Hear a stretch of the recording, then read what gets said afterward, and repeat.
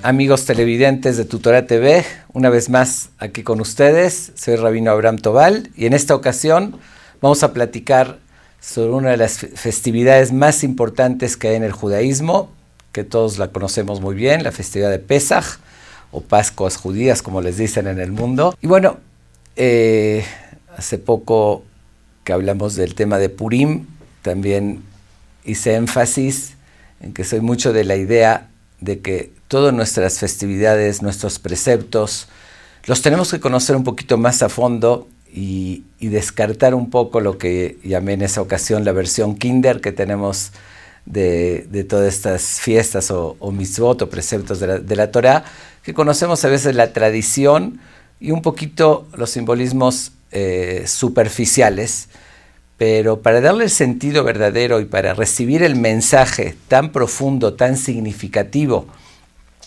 que nos transmite esta fiesta tan importante de Pesaj, tenemos que profundizar más en ella.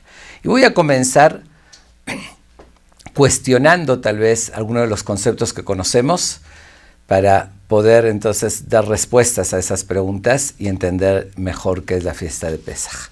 Comencemos con la primera pregunta. Todos sabemos que festejamos Pesaj por la liberación del pueblo de Israel de Egipto, que conocemos la historia que nos relata la misma Torá, que Dios manda las 10 plagas a Egipto, el faraón ya libera por fin al pueblo de Israel, entonces salimos de la esclavitud a la libertad. ¿Okay? Por eso festejamos y alabamos a Dios y agradecemos por ese gran milagro que nos permitió ser libres. Pero aquí cabe preguntar, estamos agradeciendo a Dios porque nos permitió ser libres, pero fue el mismo Dios que esclavizó al pueblo de Israel. Y no fue una circunstancia, fue algo programado. Porque en la Torá dice, como lo leemos en Bereshit, en Génesis, que Dios le dice a Abraham textualmente, cito en hebreo, Yadoa teda kigeri es arajá beres lo laem, tienes que saber que tu descendencia van a ser peregrinos en una tierra extraña, va abadum veinuotam, lo esclavizarán y después van a salir a la libertad con mucha riqueza. Y esto era predestinado. Entonces, ¿qué necesidad tenemos de festejar Pesaj por la liberación? Era más sencillo que Dios no lo predestine, que no nos hubiese esclavizado y no tendríamos que requerir esa libertad de la esclavitud después que Dios mismo nos guía a esa esclavitud. Y realmente también esa es una de las preguntas. ¿Por qué Dios condena al pueblo de Israel a esa esclavitud prolongada y con tanto martirio, con tanto sufrimiento en Egipto? Hay diferentes explicaciones, que porque en el diálogo Dios con Abraham preguntó, Bamá edaki irashena, ¿cómo voy a saber que me vas a cumplir la promesa de dar la tierra a Israel? Pero como que no se hace muy lógico que esa sea una razón suficiente por un error de Abraham o una expresión, por eso va a condenar a su descendencia, a un pueblo completo, tantos años de esclavitud. Cuando Dios le da esa noticia a Abraham, Abraham se queda callado, no alega nada, y sin embargo es sabido que Abraham era una persona muy benévolo, misericordioso, y cuando Dios le dice a Abraham que va a destruir dos pueblos, Sodoma y Gomorra, Sedom y Amorá, pero los dos pueblos no eran de su familia ni su descendencia y merecían ese castigo, de ahí salen los términos masoquismo y demás, que la maldad que tenían, y sin embargo Abraham reacciona implorando clemencia a Dios. Le dice, Dios, tal vez entre ellos haya 50 personas justas y por esas personas justas tienes que perdonar a todo el pueblo. Dios le dice, no hay 50 personas, le dice, tal vez hay 45, 40, 30, 20, 10. Dios dice, no hay ni 10. Entonces no le queda otra, Abraham tiene que aceptar. Pero le estuvo rogando, implorando a Dios que los perdone porque no podía tolerar que dos pueblos sean exterminados o aniquilados. Como dije, aunque lo merecían y que no tienen nada que ver con él. Sin embargo, nos sorprende muchísimo cuando Dios le dice a Abraham, no esos dos pueblos extraños, malvados, los voy a destruir. Tu propia descendencia, que no hicieron nada malo, todavía ni llegaron al mundo, no nacieron, van a ser esclavizados y torturados por mucho tiempo. Dios le dijo 400 años, después fue menos. Y Abraham no abre la boca, no pide clemencia por su propia descendencia. Era para que diga, perdónalos por favor, ¿qué hicieron? Tal vez no 50 personas justas, va a haber mucha más gente justa. ¿Por qué lo estás condenando? Abraham lo acepta y callado. Y la pregunta esa se convierte en algo más fuerte. Volvemos a la primera. ¿Por qué en sí Dios los condena, los esclaviza? ¿Y por qué Abraham no alega? ¿Y por qué tenemos que alabar a Dios y agradecer por la liberación de una esclavitud que él programó? Si entramos, voy a hacer 2 o 3 preguntas más de cosas obvias de Pesaj, pero que no son tan sencillas. ¿Cómo lo festejamos Pesaj? Comemos matzá, el pan ácimo, que la Torá, la Biblia, nos dice la razón, el argumento, por qué esa noche del Seder, que festejamos Pesaj, comemos matzá. Recordando un suceso. Cuando el pueblo de Israel es liberado de Egipto, Moshe les dice, ya vamos a salir de este lugar. Y en ese momento que les dice eso, no tuvieron tiempo para prepararse como debía ser, un pueblo entero, hombres, mujeres y niños que se van al desierto, deciden preparar algo, no tienen tiempo, entonces quieren hacer un pan, no hay tiempo para que fermente la masa, y ¿qué les sale? Una galleta que le llamamos matzá o pan ácimo, porque no alcanzó a fermentar. Recordando ese suceso, nosotros hoy en día, todo el pueblo, todo año tras año, comemos 7 días completos, en la diáspora 8 días, comemos matzá. La pregunta es, ¿qué tanta importancia tiene ese suceso, ese detalle de que no alcanzó a fermentar la masa? ¿Qué tanta relevancia tiene ese detalle tan insignificante si el pan, en vez de pan le salió galleta, no fermentó, que todos los años tenemos que comer 7 días todo el pueblo para recordar eso? ¿Por qué no les avisa con tiempo? Si él lo sabía, Dios lo tenía programado. ¿Por qué agarrarlos así de sorpresa? Entonces ni era necesario que suceda eso, ese accidente de cocina, y si ya sucedió, no tendría ninguna relevancia. Eso sobre el hecho de por qué comemos la matzá. Pero más todavía, si estamos comiendo la matzá por recordar ese accidente, ¿cuándo sucedió eso? Cuando salieron de Egipto. Pero en la misma Torah dice que el pueblo de Israel, antes de salir de Egipto, un día antes, tenían que hacer un sacrificio de un animal, que era el Corbán Pesaj, el sacrificio de Pesaj, y tenían que comerlo asado con varios requisitos, y junto con matzá y maror, que es algo de sabor amargo, que es lo que nosotros comemos en la noche del Seder. Comemos la matzá y el maror. Hoy no tenemos el sacrificio de Pesaj, entonces comemos solamente matzá y maror. ¿Pero por qué les dijo que lo coman con la matzá? Todavía no había sucedido ese accidente de que no fermentó la masa. Fue antes. Entonces no es para recordar eso. Habría alguna otra razón por la cual les indicó que tienen que comer la matzá. Está bien, hoy la comemos recordando cuando fueron libres, pero en ese año cuando salieron de Egipto, un día antes que tenían que comer eso, ¿qué sentido tenía? Quiere decir que hay algo más, que será algo más profundo en eso, no es simplemente para recordar como dije, ese accidente de cocina. Pesaj significa brincó, en inglés está muy claro, muy definido el nombre, Passover. Passover significa pasar, over, sobre. En inglés, Passover es la traducción de Pesaj, porque como conocemos la historia, que en la 10ª plaga, cuando Dios mata a los primogénitos de los egipcios, diferenció y brincó las casas de los judíos, y Passover, y pasó encima, y brincó, y no murieron los primogénitos del pueblo de Israel. Recordamos ese milagro, y esa fue la plaga determinante, la décima con la cual el faraón dijo, ahora sí váyanse, ya los quería correr porque él mismo era primogénito y su hijo mismo primogénito murió, y ahí sí entendió de que ya no podía darle más vueltas. Por eso se llama la fiesta Pesaj. Incluso comemos maror, una hierba amarga. Acostumbramos algunos comer lechuga, el tallo que es amargo. Algunos, los ashkenazim, otros comen raíz amarga, que lo llaman hrein. No importa, pero para recordar el sabor amargo y recordar la esclavitud que hubo en Egipto. Y aquí también cabe la pregunta, ¿por qué tenemos que recordar la esclavitud? Ya somos libres. Mejor ver hacia adelante y disfrutar de la libertad. Psicológicamente es sabido que no es bueno ver hacia atrás y deprimirse. Fuimos esclavos. Ok, ya fuimos, ya pasó, hace 3.400 años, ya fuimos libres.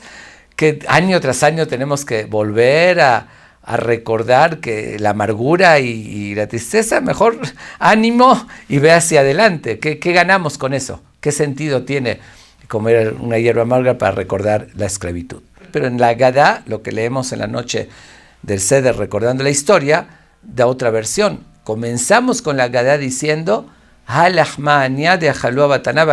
este es el pan del pobre que comió nuestros padres en la tierra de Egipto.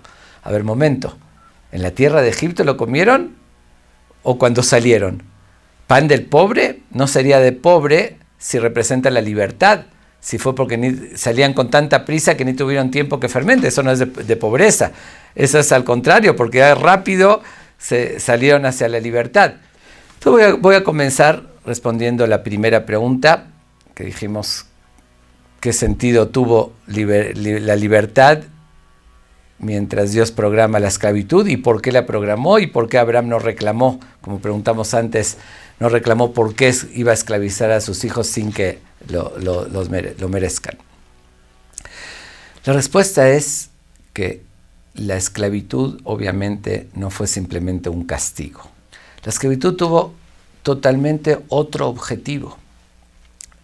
Para entenderlo un poquito más tenemos que remontarnos a esa época, hace 3.400 años o 3.800, cuando empezó la época de Abraham. La gente en ese entonces, el mundo, vivían a lo salvaje. Eso era lo que predominaba en el mundo. Dios, por la fe que tuvo Abraham, por su comportamiento que era benévolo, lo escoge y le dice, a tu descendencia lo voy a escoger y les voy a dar un código de ética, un código de leyes, de forma cómo vivir, que es lo que llamamos la Torá, que son leyes para tener un nivel superior, para superarse, para cumplir una misión en este mundo. Dice, porque tú, por tus méritos, demostraste que tienes esos valores que vas a transmitir, ese legado vas a transmitir a tu descendencia. Entonces son merecedores de recibir ese código y vivir acorde a esos principios. Dice un precepto en la Torá que posteriormente, después de la salida de Egipto, se menciona, dice, Lo tetaev mitzri kigera ita be'arzo. No puedes hostigar a un egipcio porque tú fuiste peregrino en su tierra. Wow, uno lee eso y dice, ¿qué pasó aquí? Fui peregrino en su tierra, efectivamente, pero ¿cómo fui peregrino? Me esclavizaron, abusaron de mí, me torturaron. Yo todavía tengo que cuidarme de respetar a un egipcio porque fui peregrino en su tierra. La respuesta es, sí es cierto que te torturaron, pero sin embargo, algo bueno tomaste de ahí, porque usaste su suelo, viviste ahí, algo recibiste, entonces no puedes hacerles un mal, ya que además de lo malo recibiste algo bueno. No se concebían preceptos de tanta consideración y sensibilidad como esos en esa época. ¿Qué tuvo que hacer Dios para preparar a ese pueblo? Para que puedan asimilar preceptos como esos y poder llevar esas leyes en una época tan difícil, donde no había la civilización que hay hoy en día. Los tuvo que preparar un buen tiempo. ¿Cómo era la preparación? Justamente con la esclavitud. Si era difícil, era sufrir, pero la esclavitud, ¿a qué llevaba? A entender lo que es el sacrificio, lo que es el sufrimiento, lo que es la escasez, lo que es el maltrato. Cuando uno lo vivió en carne propia, un proceso así, dice, se le quita la soberbia, el orgullo, aprende a ser sensible, aprende a que es realmente una necesidad y lo que es el dolor y el abuso. Entonces vas a ver que aunque sea el burro de tu enemigo, ahorita está caído bajo su carga y sufriendo, hay que sensibilizarse y ayudarlo. Todo eso era cambiar una naturaleza. Por eso se necesitó muchos años, algunas generaciones que ya nazcan en la esclavitud y nacieron con ese sentimiento de humildad y demás, para estar preparados para recibir la Torah. Entonces no era un castigo. Por eso, respondiendo a la otra pregunta, cuando Dios le notifica a Abraham que tu descendencia va a estar esclavizados, Abraham entendió el sentido, sabía que no era un castigo, que era algo necesario, era una preparación. Por eso Abraham no reclamó nada. ¿Qué va a reclamar? Abraham sabía que aunque les iba a saber muy amarga la esclavitud, igual la tenían que tomar esa medicina para prepararse. Por eso cuando Dios le dice de Sodoma y Gomorra que los iba a destruir, ahí sí era un castigo. Y un castigo por la clemencia que tenía Abraham. Dijo, aunque lo merecen y todo, Dios perdónalos, porque era su esencia de ser considerado y tener esa sensibilidad. Pero cuando le dice de su descendencia, sabía que no era un castigo, entonces no podía pedir nada. Dios, cuando ellos no tenían ninguna esperanza de salir libres, eran esclavos sin armas en un país que era una superpotencia, con un super ejército poderoso, no había ni una luz mínima de esperanzas de decir cómo vamos a librarnos, cómo vamos a salir libre de aquí. Y ahí es cuando llega Dios y demuestra su existencia. Y altera todas las leyes naturales, porque realmente las 10 plagas que Dios mandó a Dios no fueron simplemente un castigo a los egipcios. Tenían un mensaje, era una demostración con pruebas concretas de la existencia de Dios.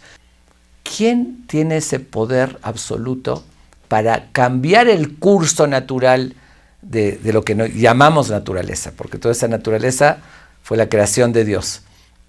El único que podría cambiar a su antojo y que se comporte totalmente diferente la naturaleza es el mismo que la creó.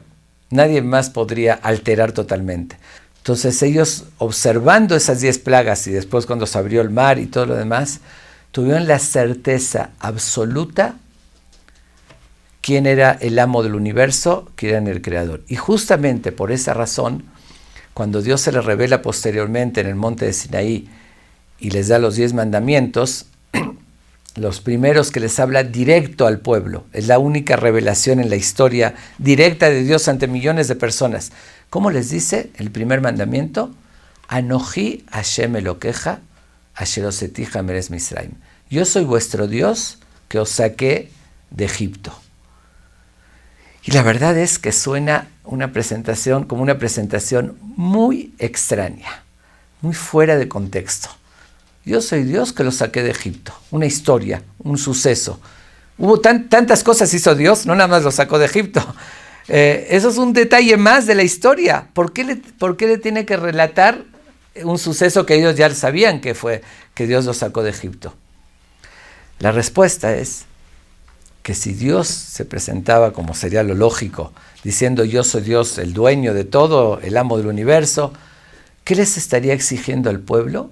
Que tengan una fe ciega. En cierto modo, les estaría exigiendo también que sean tontos.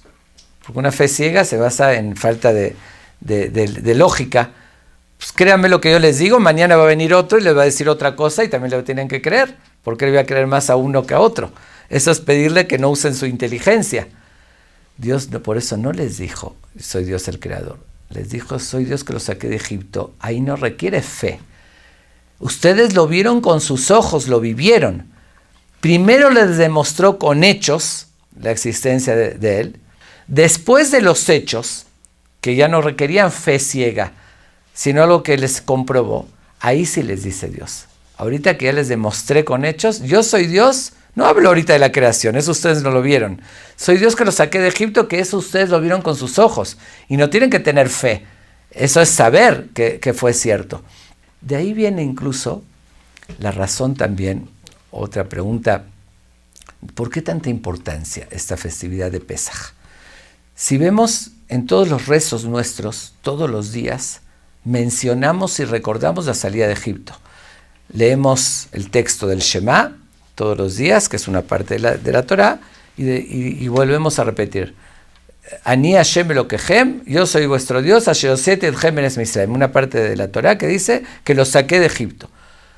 En cada fiesta volvemos a recordar la salida de Egipto. En Shabbat, el sábado, volvemos a recordarlo. ¿Qué tanta relevancia?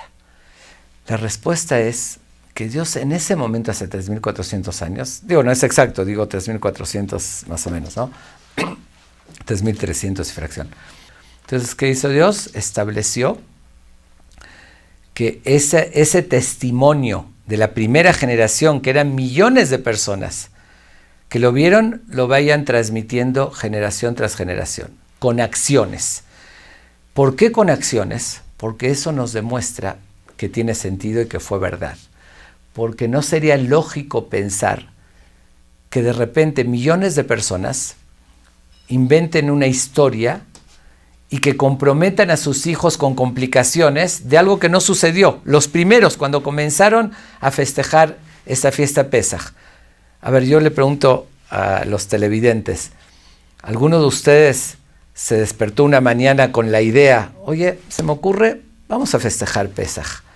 ¿Y alguno de ustedes inventó Pesaj? Estoy seguro que no. ¿Ustedes por qué lo hacen?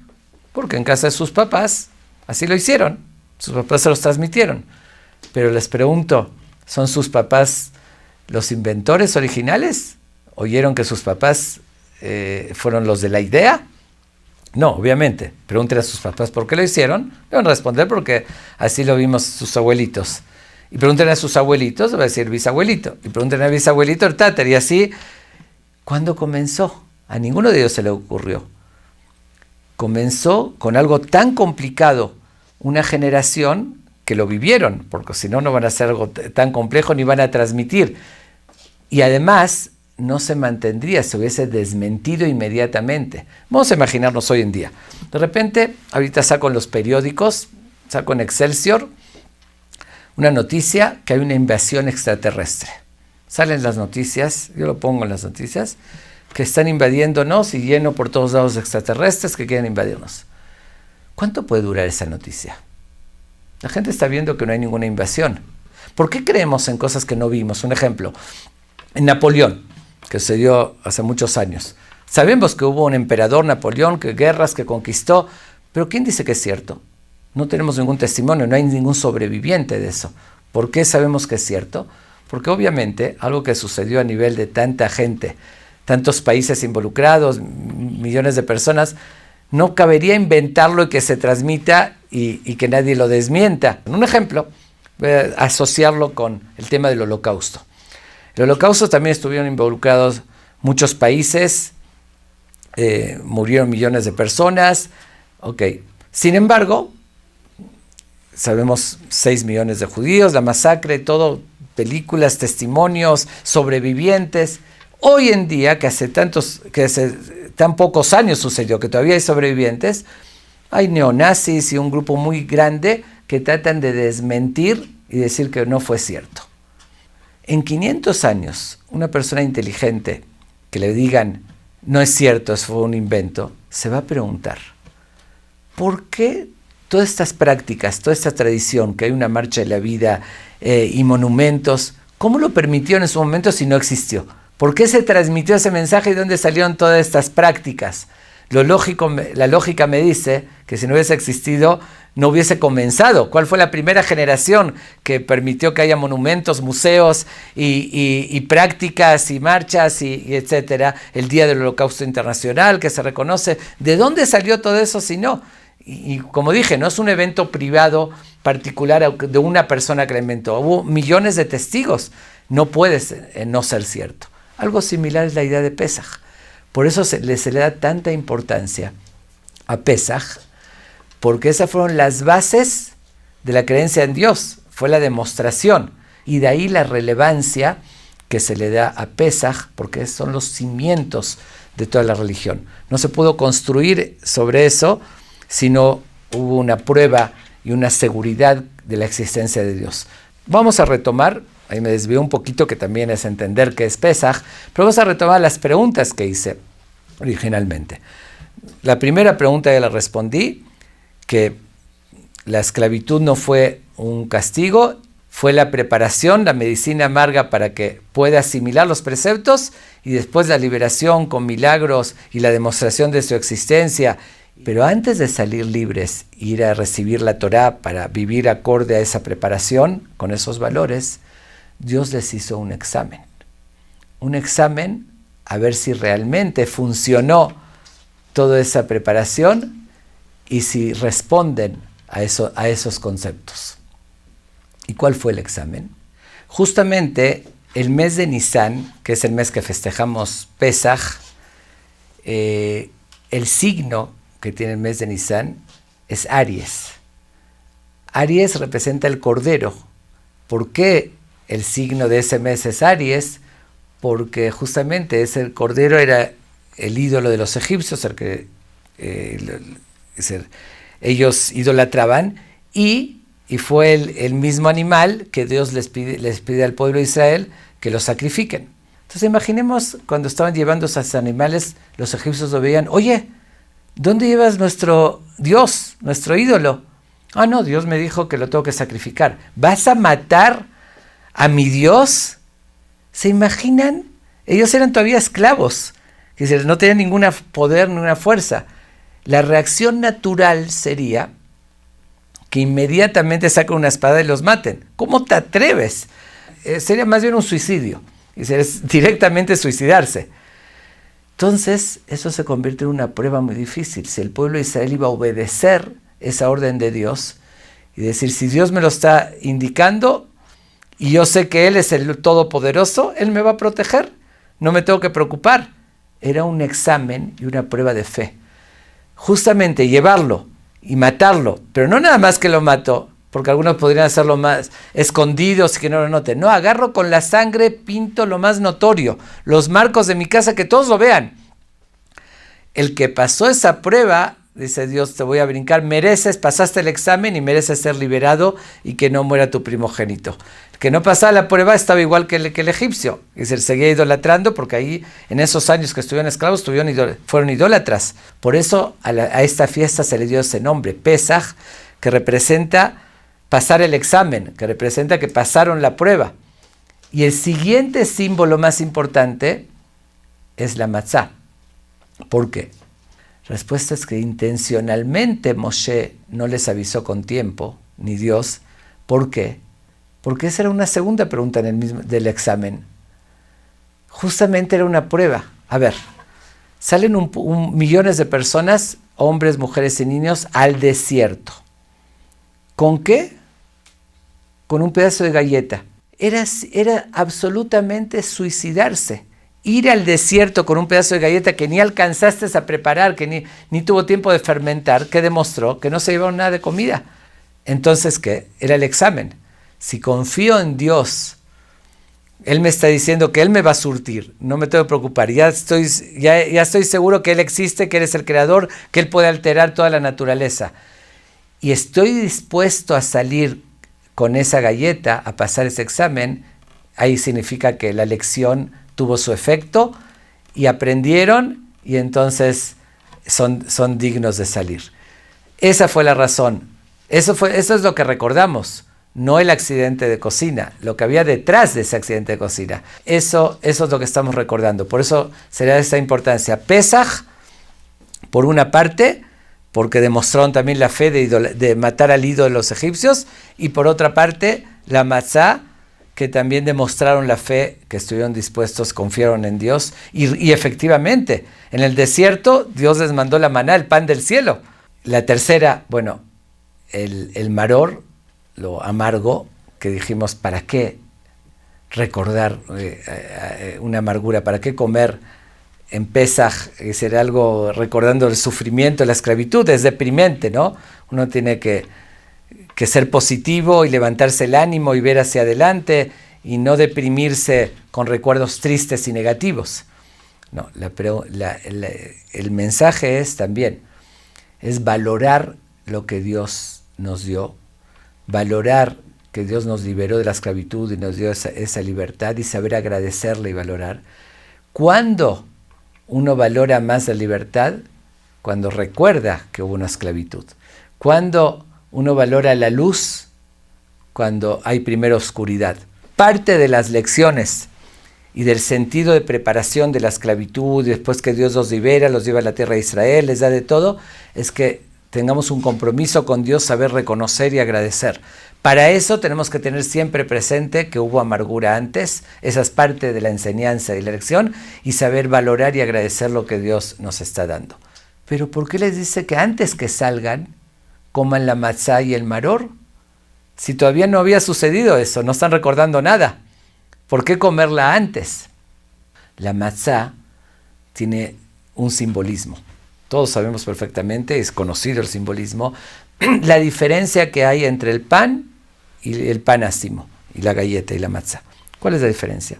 La diferencia es que en el caso del pan se lo deja un rato fermentar, se infla o se le pone levadura, también se le agrega, entonces esa harina y agua que pusiste se infla y el resultado es un pan bien, cuando está bien horneado, un pan huele muy bien y está bien inflado. Pero todos sabemos que es mucho más de lo que pusiste. Eso es inflado. ¿Qué simboliza eso? La soberbia, el bluff. Demuestro mucho más de lo que tengo, me creo mucho, quiero ostentar, quiero demostrar. No es la verdad. La matzá que demuestra, la matzá que simboliza, pusiste agua y harina, es lo que estás viendo. Harina y agua, aplastado, exacto lo que pusiste. No está inflado, no está fermentado. Ese era el mensaje. Dios les dijo, antes de salir, tienen que comer el sacrificio de Pesaj, el animal, con matzá y con maror, porque recuerden a qué van a salir. Vamos a ver qué simboliza cada una de ellas. El sacrificio de Pesaj en sí, uno de los mensajes más importantes era la unión, porque si vemos los requisitos, cómo debían comer esa carne, es muy extraño los requisitos. La Torá dice, no lo coman crudo, la carne no podía ser cruda, ni cocida en agua, sino tenía que ser asada. ¿Qué importa si es cocida, cruda o asada? Si tenían que comerlo por un mensaje, que sea como sea, porque hace énfasis que sea asada. No solamente asada, tenían que asarlo entero, todo el cuerpo del animal, y no le podían romper ni un solo hueso. Otro requisito extraño, tenía que ser en una sola casa, no se podía sacar de esa casa, no se podía dejar para el día siguiente, y así un sinfín de requisitos. Todo eso encerraba un mensaje, que les dice, van a salir de aquí, y recuerden que todo el pueblo son como un cuerpo de un animal, que no se le puede romper un hueso. Uno le tiene que importar del otro. Cuando uno asa la carne, se unen los poros. Cuando la hierves, se abre, que eso representa la unión, son todos como uno. Todos esos mensajes tienen varias enseñanzas, ¿no? Varias razones.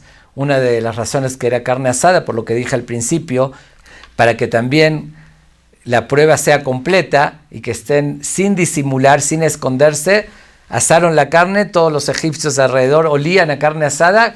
¿Qué están comiendo? Están comiendo nuestro Dios, el animal que sacrificaron, que es nuestro Dios, que era parte de la lección. Cuando son esclavos, comparten la misma pena, que hace la gente se une en el mismo dolor. Estamos compartiendo el mismo dolor y eso provoca unión. Aprender, por otra parte, la humildad. Como dije, la matzá representa la humildad y no la soberbia, y la autenticidad, porque el poner una cosa y que se infle y salga otra, eso es falsedad. Entonces eran los valores más importantes. Y una tercera cosa que les dijo que coman, maror, lo amargo, que hay veces para llevar a cabo ciertos valores, los principios de la Torá, hay veces al principio sabe amargo, se requiere cierto sacrificio, no es todo fácil. No es decir, hago lo que se me antoja, lo más cómodo para mí. A veces hay que sacrificar para educar a los hijos correctamente, hay que entregarse y ser, no es, sabe un poco amargo, pero al final sabe dulce. Al final después uno recibe la recompensa. Entonces, lo que nosotros comemos, o 7 días que no comemos hametz, cabe también la pregunta, ¿que acaso cuando salieron de Egipto no comieron 7 días o quitaron todo lo fermentado?